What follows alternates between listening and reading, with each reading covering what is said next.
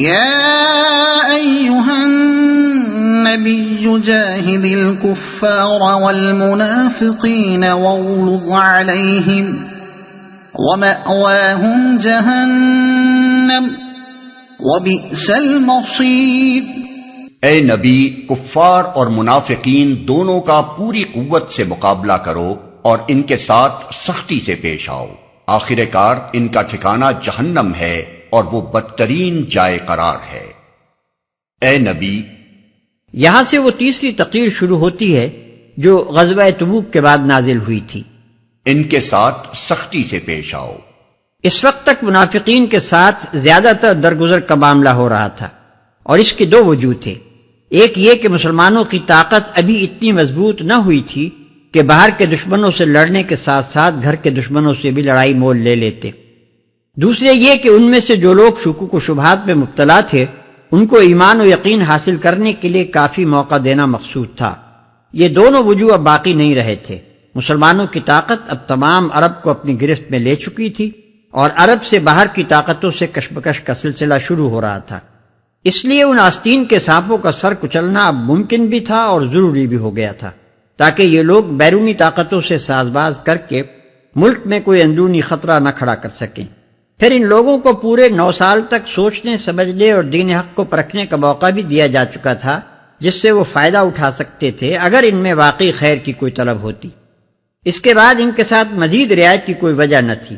اس لیے حکم ہوا کہ کفار کے ساتھ ساتھ اب ان منافقین کے خلاف بھی جہاد شروع کر دیا جائے، اور جو نرم رویہ اب تک ان کے معاملے میں اختیار کیا جاتا رہا ہے اسے ختم کر کے اب ان کے ساتھ سخت برتاؤ کیا جائے۔ منافقین کے خلاف جہاد اور سخت برتاؤ سے مراد یہ نہیں ہے کہ ان سے جنگ کی جائے، دراصل اس سے مراد یہ ہے کہ ان کی منافقانہ روش سے جو چشم پوشی اب تک برتی گئی ہے، جس کی وجہ سے یہ مسلمانوں میں ملے جلے رہے اور عام مسلمان ان کو اپنی ہی سوسائٹی کا ایک جز سمجھتے رہے اور ان کو جماعت کے معاملات میں دخل دینے اور سوسائٹی میں اپنے نفاق کا زہر پھیلانے کا موقع ملتا رہا، اس کو آئندہ کے لیے ختم کر دیا جائے۔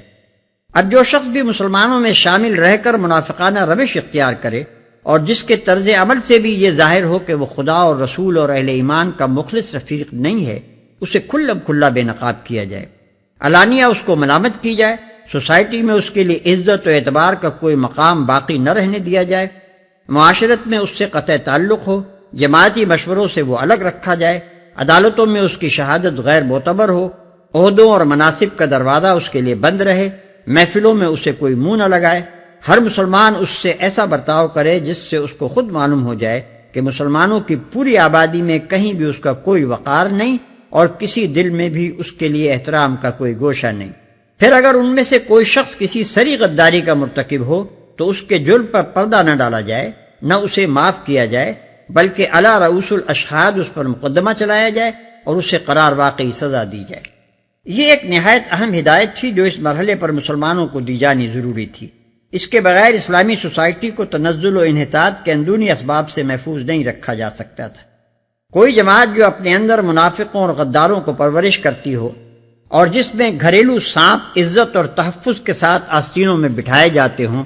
اخلاقی زوال اور بالآخر کامل تباہی سے دوچار ہوئے بغیر نہیں رہ سکتی۔ نفاق کا حال طاعون کا سا ہے، اور منافق وہ چوہا ہے جو اس وبا کے جراثیم لیے پھرتا ہے۔ اس کو آبادی میں آزادی کے ساتھ چلنے پھرنے کا موقع دینا گویا پوری آبادی کو موت کے خطرے میں ڈالنا ہے۔ ایک منافق کو مسلمانوں کی سوسائٹی میں عزت و احترام کا مرتبہ حاصل ہونے کے معنی یہ ہیں کہ ہزاروں آدمی غداری و منافقت پر دلیر ہو جائیں اور یہ خیال عام ہو جائے کہ اس سوسائٹی میں عزت پانے کے لیے اخلاص، خیرخواہی اور صداقت ایمانی کچھ ضروری نہیں ہے، بلکہ جھوٹے اظہار ایمان کے ساتھ خیانت اور بے وفائی کا رویہ اختیار کر کے بھی یہاں آدمی پھل پھول سکتا ہے۔ یہی بات ہے جسے نبی صلی اللہ علیہ وسلم نے اس مختصر سے حکیمانہ فقرے میں بیان فرمایا ہے کہ جس شخص نے کسی صاحب بدعت کی تعظیم و توقیر کی وہ دراصل اسلام کی عمارت ڈھانے میں مددگار ہوا۔ يحلفون بالله ما قالوا وَلَقَدْ قَالُوا كَلِمَةَ الْكُفْرِ وَكَفَرُوا بَعْدَ إِسْلَامِهِمْ وَهَمُّوا بِمَا لَمْ يَنَالُوا وَمَا نَقَمُوا إِلَّا أَنْ أَغْنَاهُمُ اللَّهُ وَرَسُولُهُ فضله فإن يتوبوا يك خيرا لهم وإن يتولوا يعذبهم الله عذابا أليما في الدنيا والآخرة وما لهم في الأرض من ولي ولا نصير۔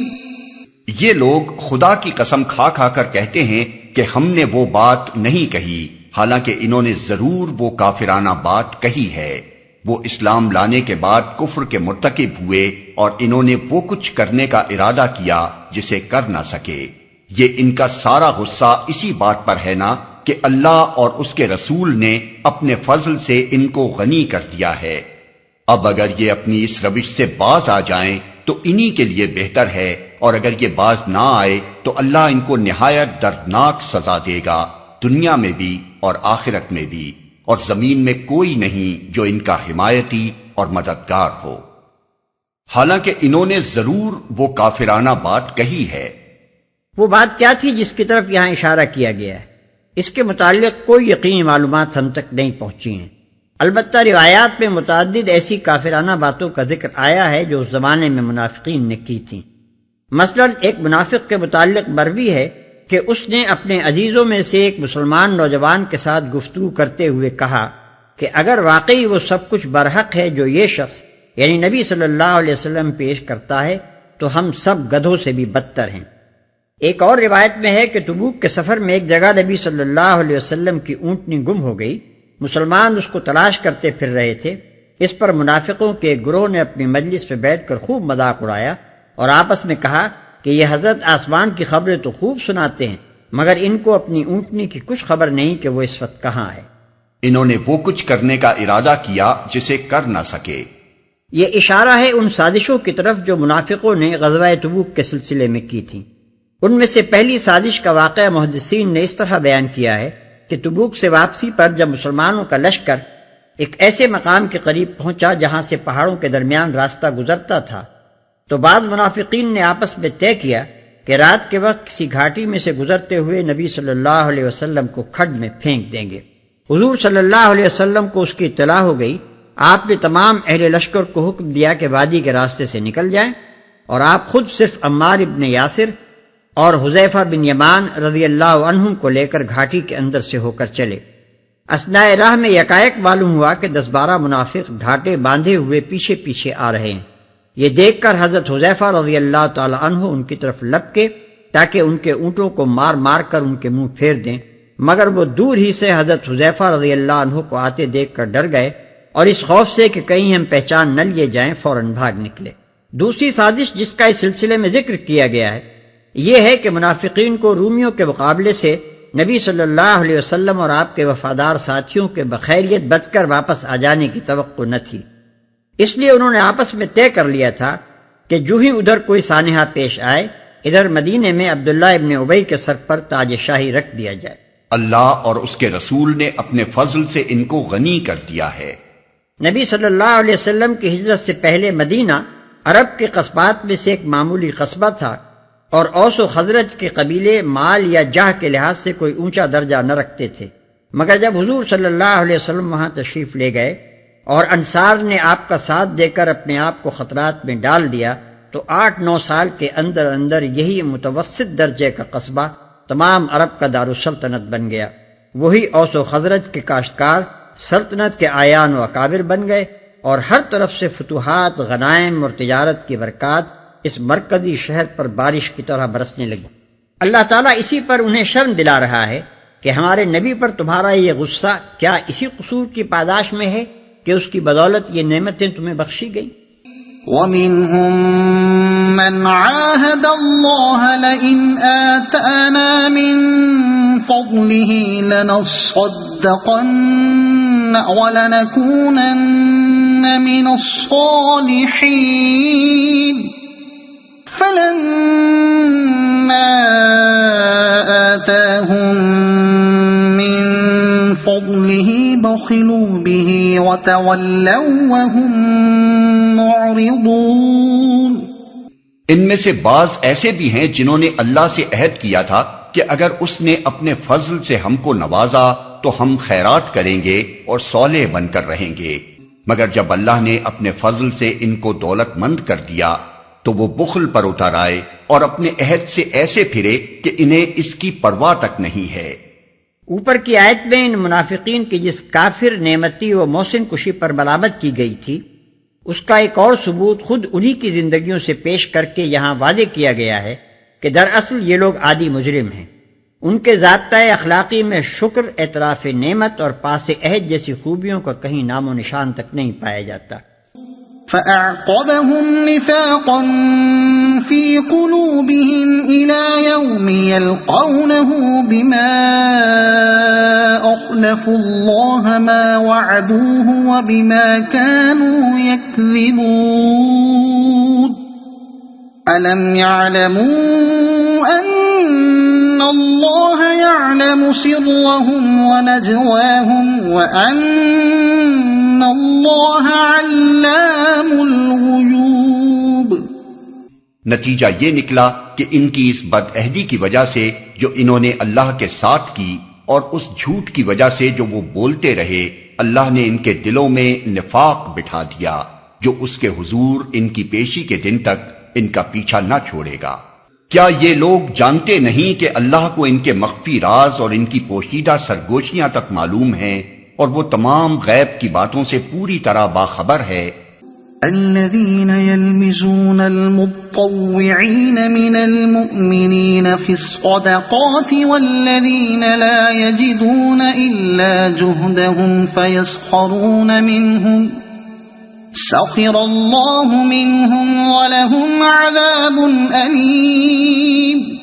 وہ خوب جانتا ہے ان کنجوس دولت مندوں کو جو برضا اور رغبت دینے والے اہل ایمان کی مالی قربانیوں پر باتیں چھانٹتے ہیں اور ان لوگوں کا مذاق اڑاتے ہیں جن کے پاس راہ خدا میں دینے کے لیے اس کے سوا کچھ نہیں ہے جو وہ اپنے اوپر مشقت برداشت کر کے دیتے ہیں۔ اللہ ان مذاق اڑانے والوں کا مذاق اڑاتا ہے اور ان کے لیے دردناک سزا ہے جو وہ اپنے اوپر مشقت برداشت کر کے دیتے ہیں۔ غزوہ تبوک کے موقع پر جب نبی صلی اللہ علیہ وسلم نے چندے کی اپیل کی تو بڑے بڑے مالدار منافقین ہاتھ روکے بیٹھے رہے، مگر جب مخلص اہل ایمان بڑھ چڑھ کر چندے دینے لگے تو ان لوگوں نے ان پر باتیں چھانٹنی شروع کی۔ کوئی ذی استطاعت مسلمان اپنی حیثیت کے مطابق یا اس سے بڑھ کر کوئی بڑی رقم پیش کرتا تو یہ اس پر ریاکاری کا الزام لگاتے، اور اگر کوئی غریب مسلمان اپنا اور اپنے بال بچوں کا پیٹ کاٹ کر کوئی چھوٹی سی رقم حاضر کرتا یا رات بھر محنت مزدوری کر کے کچھ کھجوریں حاصل کرتا اور وہی لا کر پیش کر دیتا تو یہ اس پر آوازیں کستے کہ لو یہ ٹڈی کی ٹانگ بھی آ گئی ہے، تاکہ اس سے روم کے قلعے فتح کیے جائیں۔ استغفر لهم او لا تستغفر لهم ان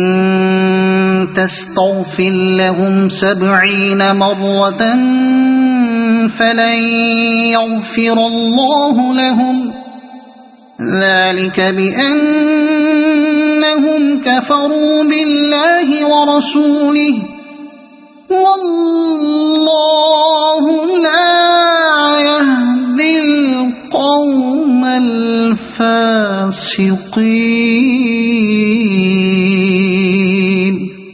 اے نبی،